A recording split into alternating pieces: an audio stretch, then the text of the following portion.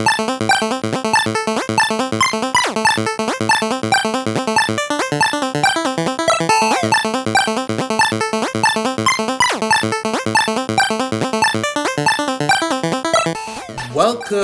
to season 2 of the Relly and Deli podcast.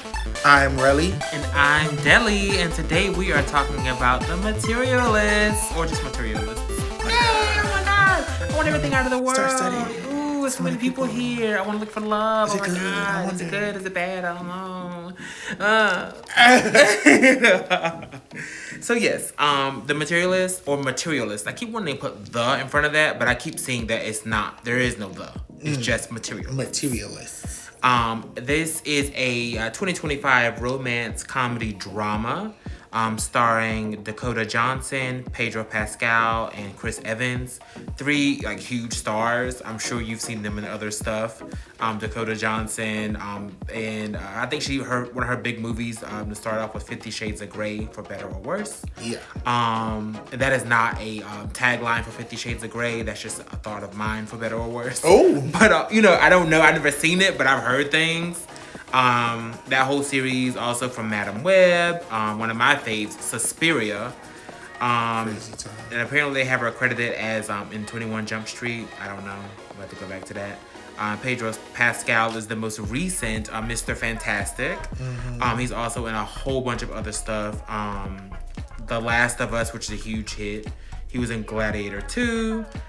He also had another movie come out last year called Eatington. And he's the Mandalorian. So people love him for that. Mm-hmm. And of course we have our Chris here of the film, Chris Evans. Also very well known. The best Chris. The best Chris. Well, I like Hemi. I like Hemsworth. Oh. Well, Chris Hemsworth, I'll always love you. And somebody should. And so Chris Evans is the OG Captain America, Avengers and all that stuff.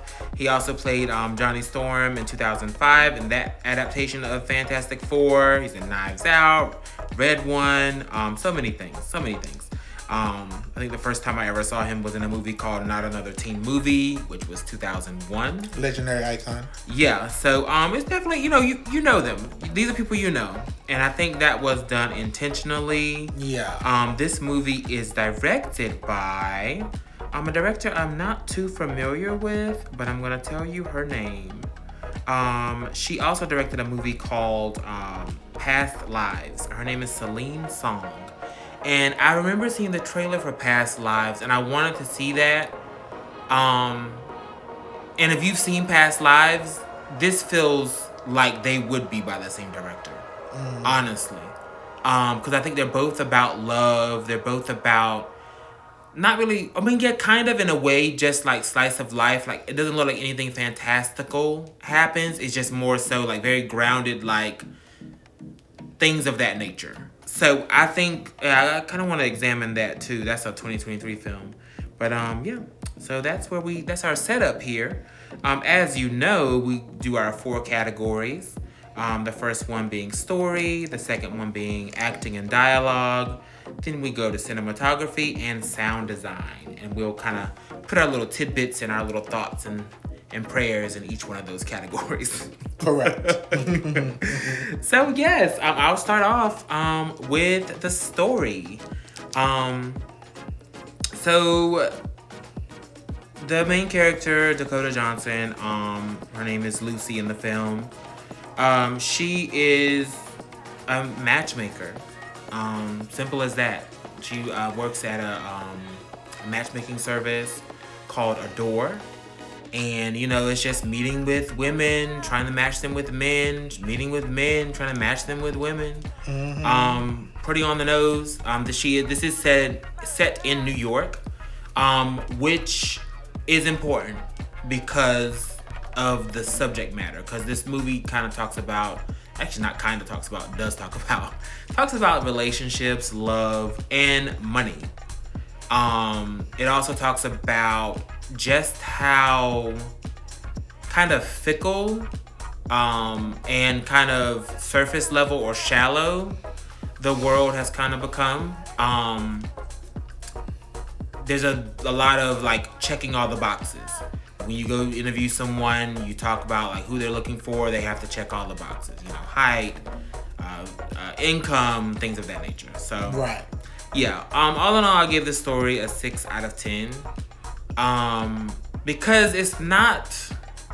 I gave it a little bit of a nudge because it's to me really the story is it's nothing too spectacular. It's Hitch, but with one love interest instead of two.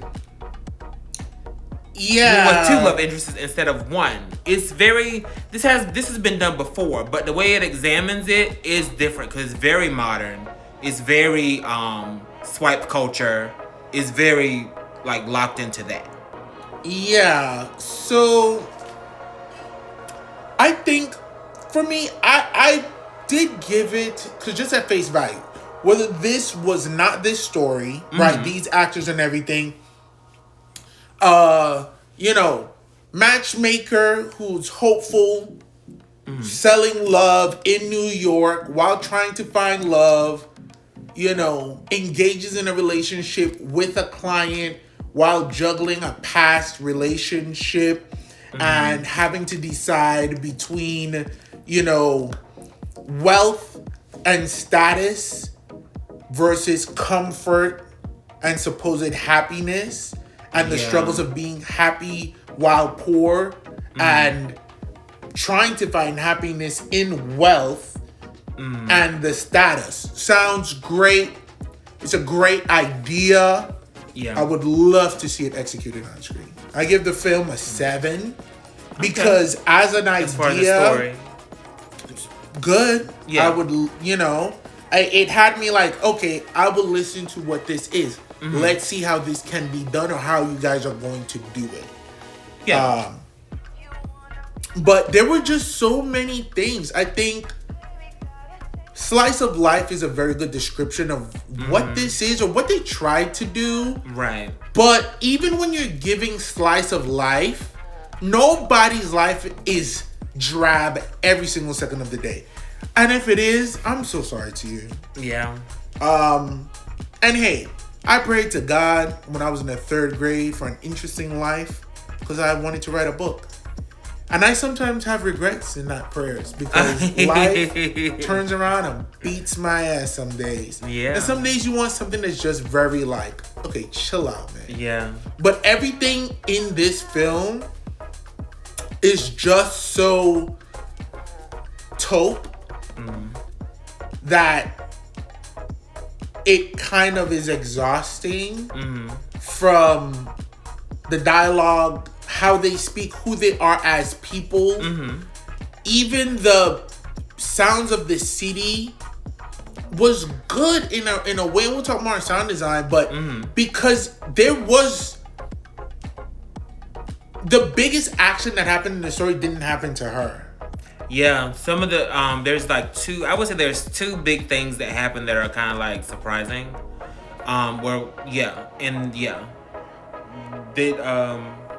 They didn't happen to her, not necessarily. No, hell no. Wait, what's the? Okay, well, let's talk a little bit about it. So she's here. We see her strutting down the street in her good old fashioned 2023 Anne Hathaway slick back wig. Her now I bangs will look say great. that a lot. She looks a lot like Anne Hathaway in is that just in anything?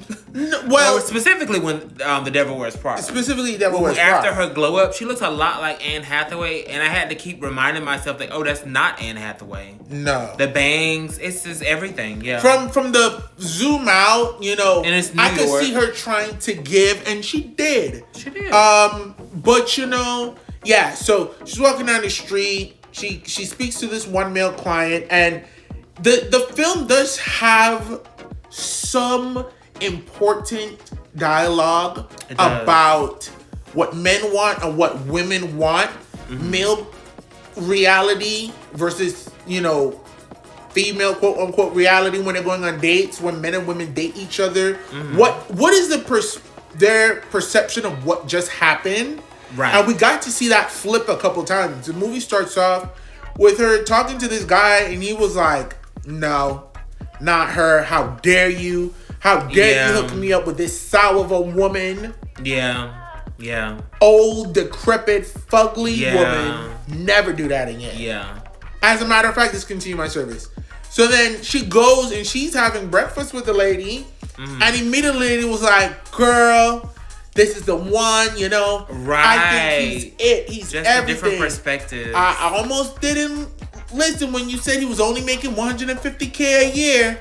But you know what? I'm glad I showed up. And Mama had to really just be like, so the feelings were not mutual. He does not want to see you again. No second date. And then immediately she was just like, that balding, ugly fucking bitch, man. And which, you know, sour grapes, that's how it works. But it is how it works. You know, did she perceive the date to be better, or was she really just, you know, compromising already in the things and convincing herself? And sometimes we do that. Sometimes it's that. Sometimes it is that. Yeah, and we'll just be like, you know, make peace with the things.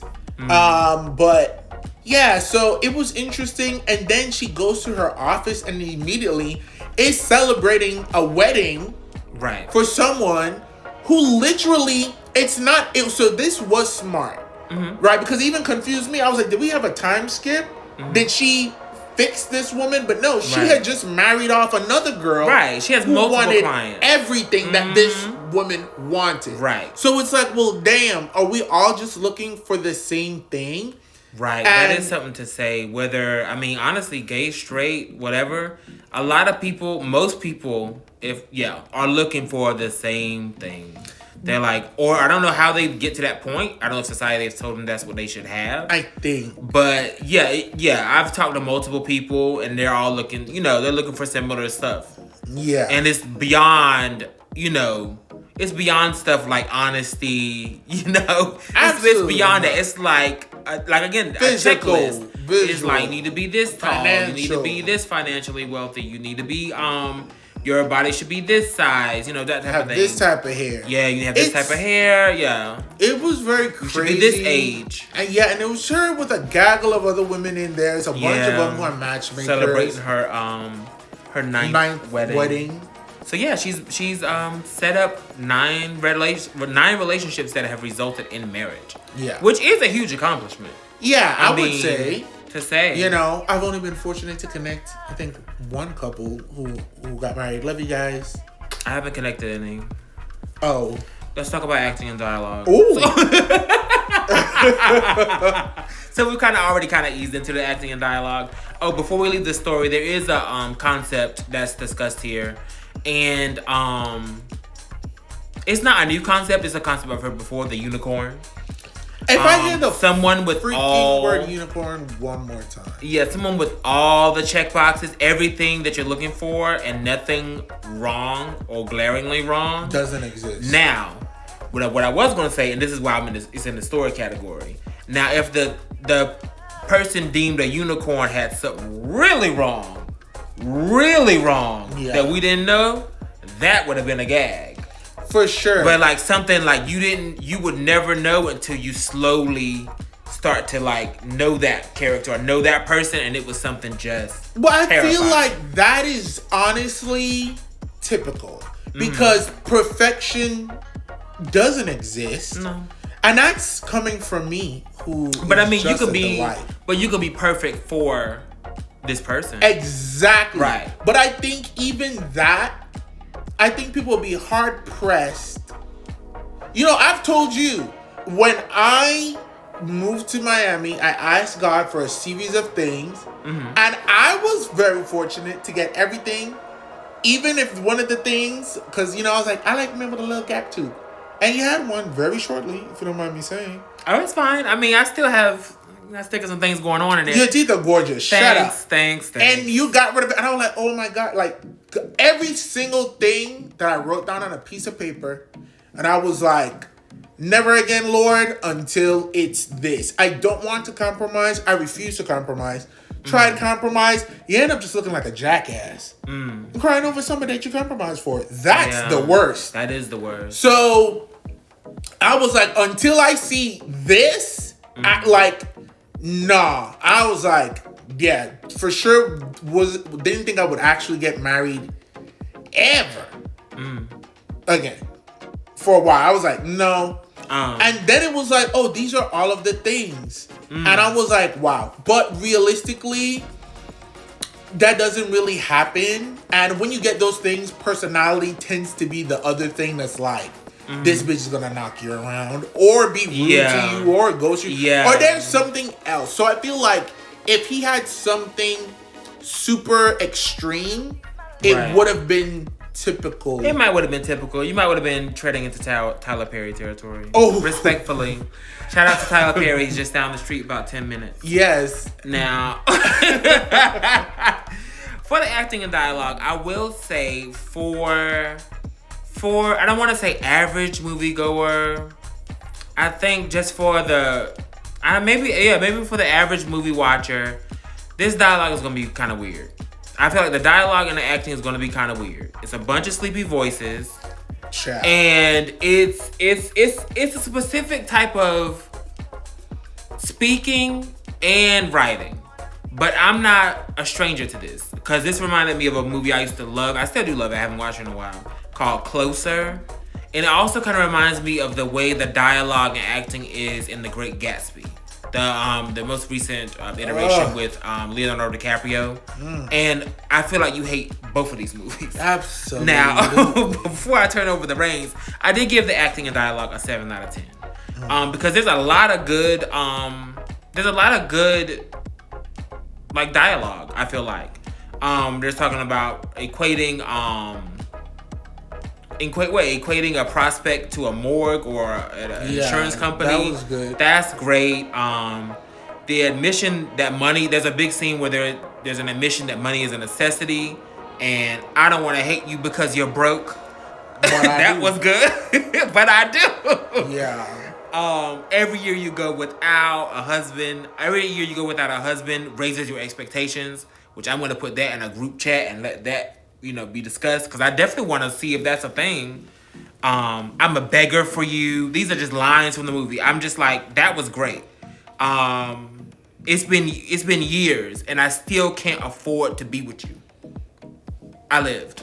It's like, girl, it's both. I physically cannot afford monetarily, and then also emotionally, I cannot afford to be with you. So I live for that. I give that a 7 out of 10 as far as acting and dialogue. But I would say it's very particular, and it might not be, for everybody. Yeah. So, yeah. I gave acting and dialogue a generous 5.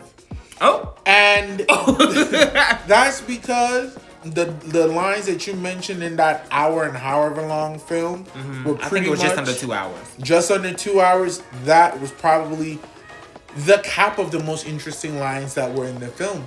So for a film that doesn't have too many great impactful moments, and then when the lines are actually interesting, I don't think a single one of them were delivered with the gusto, the passion, the cunt, the intensity that any of them delivered, except for one when Mama said, I'm either going to die alone or marry rich. And then the other girl said, same thing. And that wasn't even Dakota. That was just some little blonde heifer. And she ate that. That's true. I feel like, Dakota, I want you to know that I have no problem with you whatsoever. Specifically, we do want to speak out to you. And if you ever want to reach out, we're open to that. Let us know in the comments. For sure. For sure.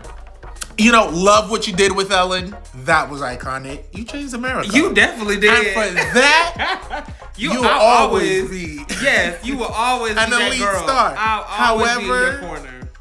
If I have to listen to you deliver a hushed, listless tone one more time, Dakota, I don't know what I'm going to do.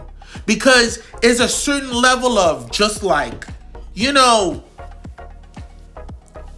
blasé country that you gotta, if you're gonna sound exhausted talking to me, you gotta make me want to listen.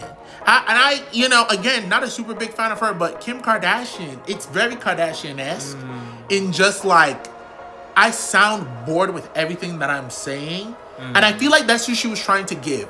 Now, the one grace I will say is that Lucy, her character. Lucy, yeah, her character's name is who, Lucy. Who Lucy was at work isn't who she was. That was who she was trying to be. She's trying to be a millionaire, matchmaker, icon, slight madame, connecting love, being a bad bitch, working in New York. She was nothing of the sort. And there wasn't enough of a transition from her at work to her home to really make me feel the impact that, like, girl, you faking it and we don't know if you're making it. Right. And it really just left me wanting more. I do feel like the role felt like it was crafted for someone else. From the styling to those perfectly crafted bangs. Yeah, it's given that it's given that it could have been Anne Hathaway. Honestly, it could have been. She looks so much like her. It could have been. I don't know. I don't know if that was intentional or what, but I didn't do too much research into that. No, I didn't. Yeah, and then for me, the boys ain't off the hook. Dakota, step to the left. Uh-oh. Who am I sorry for? Chris, how dare you call yourself 37? I'm gonna put it there. I'm gonna put it there. You guys just couldn't let me live in the world.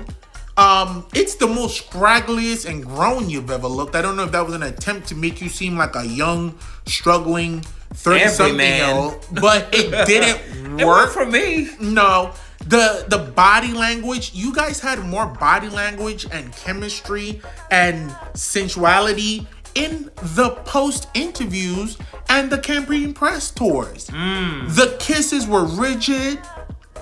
For a love triangle. There was one kiss that was just pressed. There were two. Each of them got one. And it was like, sirs, do better. I'm not going to blame Dakota for this. You are two verified sex symbols in your own right. Kiss the damn girl. Very embarrassing. Felt no sparks, felt no heat in none of the scenes that any of y'all did. And I've watched your interviews. Y'all were feeling up on each other in them chairs and acting like y'all were a couple. Did it take the 15 years to make the film for y'all to finally have some spark in the interviews? Oh. It just didn't translate on camera.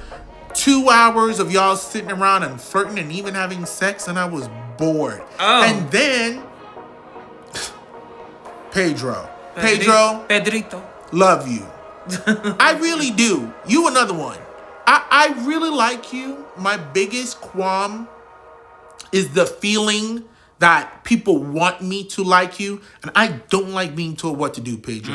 You've never done anything to upset me. You've never done anything that I find, like, reprehensible. I don't even think you're a bad actor. You are actually one of this generation's biggest chameleons. From back in Buffy, you're a legendary icon, and I love you so much, Pedro. You did a very good job as Mr. Fantastic. I was critical of you, but you did good. The film that he did with Mr. Crazy Pants. What's his name? Long Legs? He was in the car. He did. Oh, I haven't seen that. But what's that? The Unbearable Weight of Massive Talent? That part. You looked insane and you did a great job. Yeah. You in Wonder Woman. You're a chameleon. Yeah. You are a powerful actor. And I go to a lot of the stuff you do with skepticism because you are Hollywood's darling right now for good. You're non-threatening. You're an ally. You're beautiful. You're nice. I love it. Give me more in the films. This could have had just a little bit more power and pressure. But again, I do think that Celine's point were not to have boisterous over-the-top characters and delivery. I think so too. But then something needed to be way lower so that the baseline felt like a bass. Even if you're not trying to, or we needed moments where something punched up so far, right? So that is the EKG on? Is there a pulse? Check the EKG. Because I couldn't find it, and I was just a little disappointed. I gave it a 5. Yeah. Yeah. I mean, I gave it that 7. So yeah, we're gonna move on. All valid points. So cinematography, I gave it an 8. I know, cause it was some really beautiful shots that I really liked. The opening scene was really done really well. There's a shot with her, Dakota sitting on like this chair in front of this built-in that was really nice. It has a lot of good shots, I feel like. I'm a sucker for a wide shot. So I ended up giving it an 8. It might be a little too generous, but I thought it was some good stuff done there. Mm-hmm. Yeah. Well, I feel like you want to say something. You want to say it? I'm gonna say it. That's what the show is about. Okay. I give it a 5. Again, I said that there was nothing awful. That there wasn't a shot that I was like, this made no sense. Even though some of getting in and out of the cars were like, certain things were very stylistic for absolutely no reason. And I think I like that. Right. Because I also like there was a ride in the car. I was going to say that too. There was a ride in the car and it was a lot of good like close-ups and it was just like, intimate. But that car, not the car ride towards the end, the car fight. Correct. The choppiness of jumping to the flashback to now, the mid-fight argument, the tenseness in the conversation was so interesting. It didn't improve to me the viewing pleasure, right? When we talk about some of the most visually stunning moments, when we look at Begonia and just even the scenes where it's like coming in on the house after, the cop gets there and we have like the whole struggle that's going to take place in the field, aerial shots and views, even Shelby Oaks, right? In the documentary part, there's ways of giving like great, beautiful shots that don't need to have anything crazy going on or like flipping the camera upside down. And while some of these things were good, that built-in scene was memorable. Again, I don't think it was very good. I was actually going to give it less, but I give it points because a lot of the time in this, there's some things going on in the background. I would arguably have to watch it again to see if any of it mattered. But I like that. I like when things are going on. And it's like, should I be looking over there? What's going on? Right. But it again lends to this film is life. Real life isn't always fun. It's not always amazing. The crazy couple fighting in the street is just that. And if you lived in Miami or New York, you walk on by them crazy people, child. Exactly. Who got the time? But the film does not beg me to watch it again to find out what was going on back then. Yeah, I agree. Even though I really, it's really scoring up that I like the movie. Yeah. I still don't think I would revisit this anytime soon. Yeah. And on that note, I'm gonna go to sound design. Sound design, I gave a 7 out of 10. There's a theme. I don't know exactly what they're calling it as far as they call it, but there's a recurring theme. It's very sweet, very mysterious, and I like that. There's also a few good needle drops by bands or singers that I like. We got Cat Power, Francoise Hardy, the Velvet Underground. Like, if you know those bands or you're familiar with that type of situation, then you'll appreciate that. There's a band I think that was in charge of the entire soundtrack. Is that Japanese Breakfast? Exactly. So that's the one I'm going to be looking into. I like their there's a track they play at the end. I like that. Yeah. And Daniel Pemberton actually is the one who made, and it's an original soundtrack for this film. Correct. So Daniel Pemberton really spearheaded it, and then it also featured Baby Rose and Japanese Breakfast for a lot of the additional songs. Yeah. But I really enjoyed the soundtrack for that reason. I love a good needle drop. But also the theme itself, just the original theme made for the movie, was nice and mysterious to me. And it kind of felt like, I don't know, just like, not really a simpler time, but it's a time. Yeah, it's not Americana, but it is a time that I remember, or a time that was previous in my life, specifically. And I think it kind of speaks to that. I can't really explain it further than that, but it does feel familiar. Yeah. So, yeah. Okay. For sound design, I give it a 6. I didn't feel it fair to go too much lower than this because, one, I appreciate an original soundtrack. Right. A lot of places aren't doing it, aren't giving composers an opportunity, aren't crafting songs to go with the film and tell that audible story with the visuals. Right. But I genuinely, this isn't just me being a sassy kid. I genuinely couldn't hear music until the wedding scene. Oh, wow. Okay. When I heard the singer, and that's Baby Rose who's singing the song at the wedding, and it's called That's All. That was so striking, and it pulled my attention. And I was like, oh, wow, is this specific? She's in there singing. Did they sing this for it? And then to go and look, and it's like, wait, this has a whole soundtrack? This is the last song on the soundtrack? Correct. Of 16 songs? I've heard 15 songs already in this movie? What? That was I felt like I was going insane. All of that, realizing all of that in real time. Because, yeah, and again, I think the point is that the music flowed with the scenes. Right. That it just sounded like someone playing great classical music and having nice pieces throughout. That it didn't strike me to see, like, is this all original stuff? What would I think it is? And, you know, I guess that's how you create and craft a world to a particular degree. Yeah. I mean, I heard it. I commend them for that, for sure. Shout out to Daniel. But, you know, I think my brain sometimes is, I'm looking for something dynamic. There was no dynamic wardrobes or visuals. There was no dynamic lines or delivery. That's true. That's a great way to put that. There's nothing dynamic. Characters. The things that happen are small. Exactly. And, you know, the biggest voice was Baby Rose singing in that wedding. And that kind of like snapped me awake and was like, oh, wow, this is something, you know? And the film, I think, as a whole, has good bones, has good material. The has a loveliest very bones. good, not too much. There's a horrific tragedy. Oh, right. But it's not bad, and I don't hate it.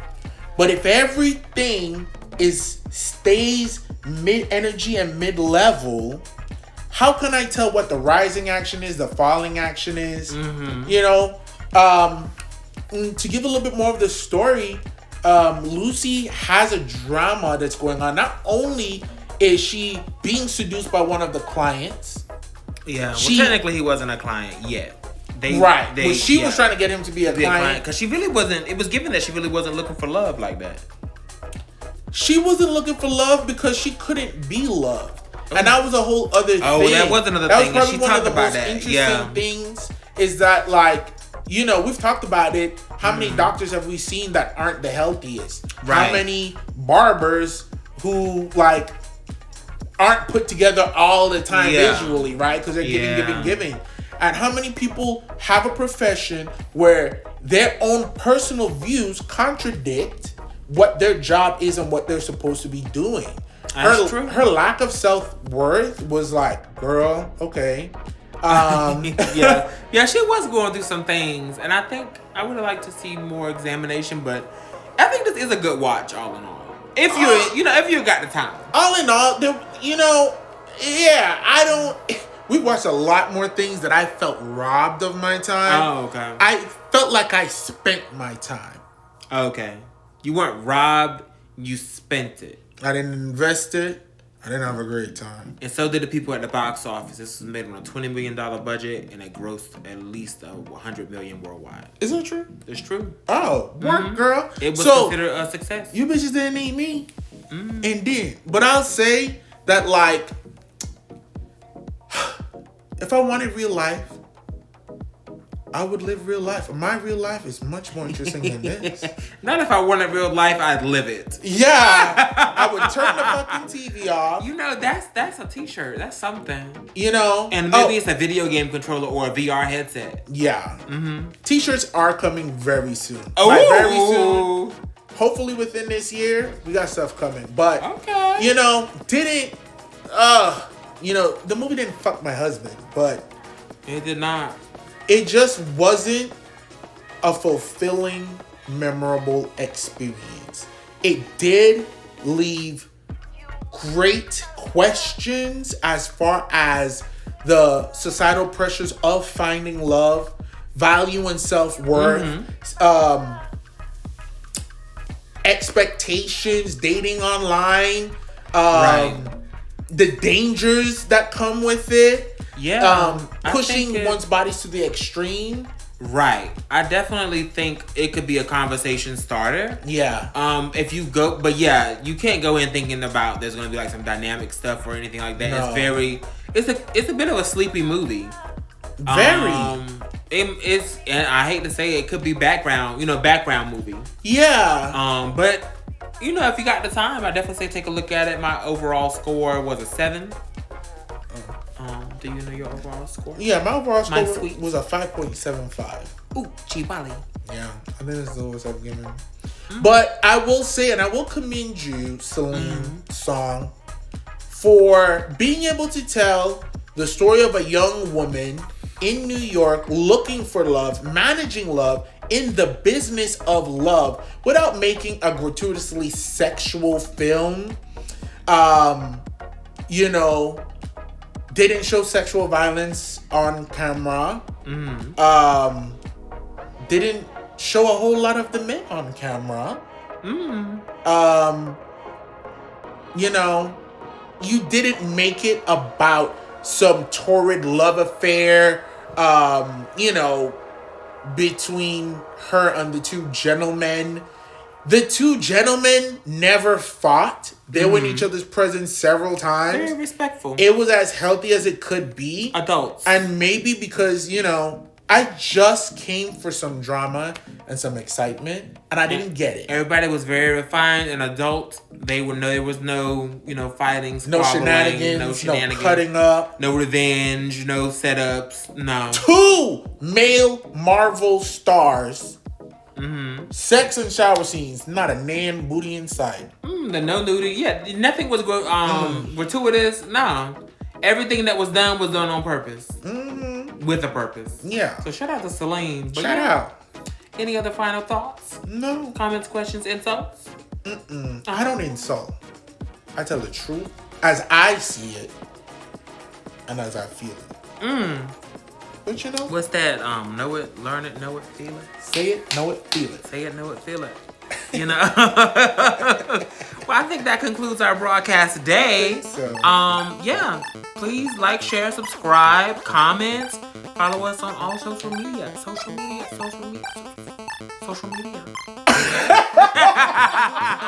Yes, and please keep an eye out for Monday's movie reviews. We'll continue as regular every Monday. I think we're going to be doing the next. I think it's 10. Okay. 10 is going to be our season, so this should end in April. Season 2 will run until April. Keep an eye out on Fridays for Reddit Reads. We do have a Reddit Reads that is coming this following Friday. And then next Wednesday, on top of a movie review and Reddit stories, we're going to do one of our Wildcard Wednesdays. Wildcard Wednesday. Yeah. Oh, wait. Is that the next week, or do you want to save that for February? I don't know. It'll be a surprise. It's a surprise. Bye. Bye.